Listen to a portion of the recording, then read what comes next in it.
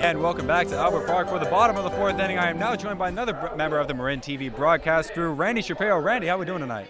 I'm doing great. The game's nice, the weather's nice, can't complain. Well, Randy coming on to do a little bit of color commentary for us here. Tell us a little bit about yourself. Are you in college right now, high school? What's going on? Yeah, I'm going to be a senior at Tam High next year. I'm the video editor for the Tam News, so I saw this program and I was like, it's right up my alley, broadcasting baseball games. Love the sport, love to watch it on TV, so it's really a great experience to kind of make that happen and see the technical side of things. Yeah, it's always interesting behind the scenes to see how it's different, to see how it's presented and how you actually work. As we are ready for the bottom of the fourth, Marshall McDonald leading off. So is broadcasting something you're interested in? I think so. I think I might want to look into it as I'm looking into colleges. So definitely something that interests me. Well, I'm glad to have you aboard. Thank you. Good to be here. As McDonald now has a 1-1 count to him. Odom into his windup very quickly delivers. McDonald swings and lines that one up the middle. Gonzalez gives it chase, but nothing doing as that one will get into the middle for Hawaii's third hit of the game. And for the fourth straight inning, and pretty much every inning this game, Hawaii has a base runner on base.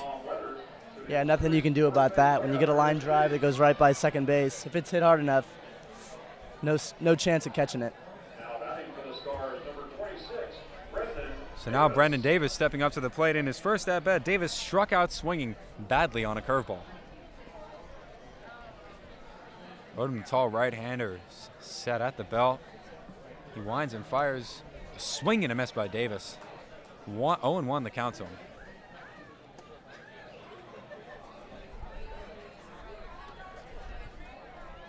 Davis hitting .300 in the last week. He was very hot, but he's cooled down as of the last couple of games. As he's way behind that fastball from Odom. Seems like Odom can pretty much do whatever he wants to him right now. Yeah, I mean, it's really his game going on. Total control. So nobody out, top of the fourth inning. 0-2 count against Brendan Davis. Davis does have some pop in his bat, though. 1 home run and 12 RBIs for him on the year. Odom comes to the plate, swing and a miss, strike 3. So for the second time today, Davis will grab some pine, and there's 1 away in the top of the fourth.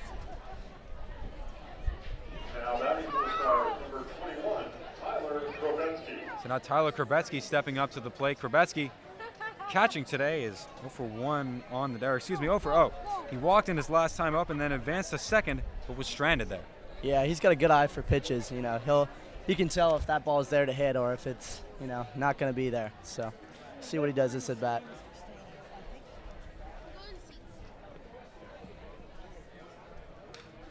Krabetsky fouls that one straight back.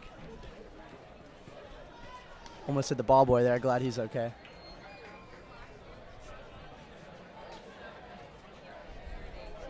So Krabetsky, an alumnus of Spring Arbor University, a place where he had there was one roster spot that was opened up, and he tried out for the team. It was in December, and the coach said about him, quote, he was perfect for the spot we needed. He had the offensive presence, he had the defensive presence, he had the attitude that we really wanted for that spot. So credit to Krabetsky. He's a hard player, and the Stars have taken advantage of him so far this year. He's hitting just shy of .300 and has been a staple behind the plate for them. As Odom tries a hard slider down in the dirt and doesn't get Krabetsky to chase. 2-1 the count to him. Yeah, that pitch wasn't even close. Odom, a strikeout pitcher with hard stuff coming from that low three-quarters sidearm angle, and not afraid to chase after a hitter and try and get them to go for something out of the zone, but that one wasn't quite close enough. As the 2-1 pitches. Fouled back and then into the Stars dugout. A lot of smiles as the bat boy Lyle was just under that one the second time this inning. He's almost been hit by one. Yeah. Must have a ball magnet on him or something. Lyle, the returning bat boy, he was the first ever Pacifics bat boy last year, and he's returning this year for his second year of work. The team loves him. He's all around the players all the time as Krabetsky barely stays alive with that one off the end of the bat. The count will remain at 2-2.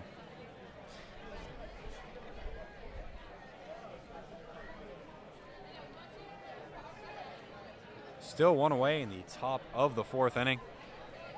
Hawaii has one runner on base. That is Marshall McDonald. Tyler Krabetsky trying to move him over. As Odom comes to the plate, a swing and a foul straight back.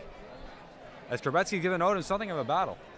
Yeah, I mean, he's there, and if it's down the plate, you know, he's going to knock it off. He's going to wait for the pitch he wants, and so far it's worked out for him well. That last pitch was the 7th of this at-bat already, and Tyler, you just came back with a fastball, or Ryan, excuse me. You just came back with a fastball. What do you come up with here if you're Odom? You know what? I'd go fast again because I think the batter's thinking that he's going to slow one down, so it'll be interesting to see what he does. Soto comes back with a breaker and it misses down low. 3-2 now. The count has been worked full, where it was just 0-2 a moment ago. Quite the at-bat going. Shadows have crept pretty much all the way onto the field. Danny Gonzalez and Derek Hale at shortstop and left field respectively still have to deal with the setting sun over the backdrop just behind us. As McDonald is going, but it's ball 4 outside, so it doesn't particularly matter that he left. So with that walk, the Stars now have 2 runners on with just 1 out, and Odom has himself in something of a jam.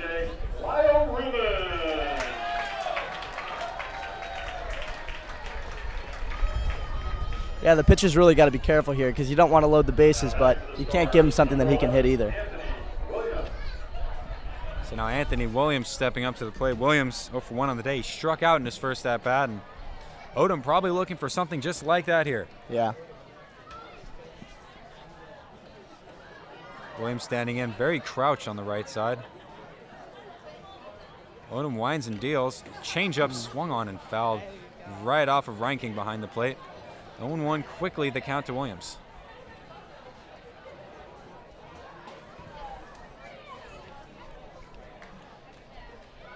McDonald leads away from second. Krabetsky away from first. Krabetsky just drew his second walk of the game. A very patient hitter, as he's taken everything that Odom has thrown him and pretty much just fouled off the stuff he didn't like and taken walks both times. Odom checks McDonald and then comes to the plate. An excuse me swing goes right to Woodard at first base, but it bounces off of his glove and then into shallow right field. Woodard quickly gets that, but that's the second Pacifics error on the day, or excuse me, the first Pacifics error on the day, as that was a no-doubter for the scorekeeper, and they even beat the end of the play and definitely beat me to where I looked at the scoreboard. So now bases are loaded, Randy, exactly where you said the Pacifics don't want to be. Yeah, it's a tough situation. You got to make sure that you handle your business and get this out because, you know, bases loaded is not the situation you want to be in any time of the game. So it'll be interesting to see how this plays out, but hopefully it'll work out well for the Pacifics. So pitching coach Jeff Russell heading out to the mound and giving Odom a little talking to. Probably not too much. It was a fairly brief one. And Caleb Hatcher stepping up to the plate. Hatcher on the day is 0 for 1. He grounded out to second in his last at-bat as Odom misses badly with that small breaker. 1-0 the count. Bases are loaded, just 1 away in the top of the 4th inning. The Stars easily knocking on the doors, and Hatcher would love to give his team a lead right here. Yeah. As he nubs that one foul. Count now 1-1. Yeah, this guy also seems like a patient batter, so, you know, the last thing you want is to walk in a run. I'd rather the ball, you know, come in, rattle it off, and let the fielders take care of business, but Hatcher is new to the Stars. He played last night in his first game ever, went 0 for 3 as he slices this one fouling on to Anderson Street. So now Odom has himself a 1-2 count to work with. He has a couple of pitches to waste, where he could probably get Hatcher to strike out again. That would be big for him in this situation, as it would take the pressure off the defense, which is not playing in, by the way. They are playing at standard depth. Looks as though the Gonzalez and Kendall at short and second will roll it up the middle, and Donani will probably touch and go at third. So Odom comes to the plate, a swing and a miss at a curveball there. So Odom gets a much-needed strikeout, a morale booster, and also another out on the board. So now 2 away, and Felix Brown coming to the plate.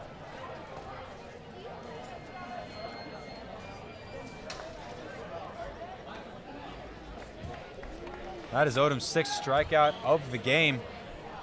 third, in the Pacific Association with strikeouts, with now 37, as he has been dealing all year. As Brown, first pitch swinging, grounds this one to Woodard. He has it this time, and will trot over to first himself to avoid any damage. Talk about clutch pitching there from Odom. Yeah, definitely, and the first baseman there makes up for us there and takes care of business, seals the inning off. So no runs on 1 hit, 1 error, 1 walk, and 3 runners left on base. Still no damage done by the Stars. We're going to move to the bottom of the 4th inning. It's going to be Kyle Donati, Danny Gonzalez, and Chase Fontaine batting for the Pacifics in the bottom of the 4th. Let's keep it here and let's talk a little baseball. You know, it's been a good season for the Pacifics so far, Randy. How much have you been able to pay attention to them? Well, I've been working on a couple games here, and the main thing that draws me, about the San Rafael Pacifics in specific is the kind of atmosphere you have in the ballpark, and I mean it's just an amazing place. My first time coming here was actually a couple games ago when we broadcast our first game, and I mean just to walk in, it was such a surprise to see. I mean, this great atmosphere. The weather's always nice here in San Rafael, and it's such a great thing to come here and see all these fans, getting excited for their home team. So. And talk a little bit about the Marin TV experience. I mean, obviously, you're in high school, you're getting to do something that I would say maybe 5% of high school kids across the country get to do, and probably about less than 1% who actually get to broadcast a professional baseball game. How's your experience on Marin TV been? Yeah, I mean, it's been amazing to see the flyer, that had everything that was really involved with the program. I was surprised that I hadn't heard about this somewhere else. I picked up a flyer kind of near the Marin TV building, and I was stunned. I mean, how could such an amazing program, I hadn't heard about it.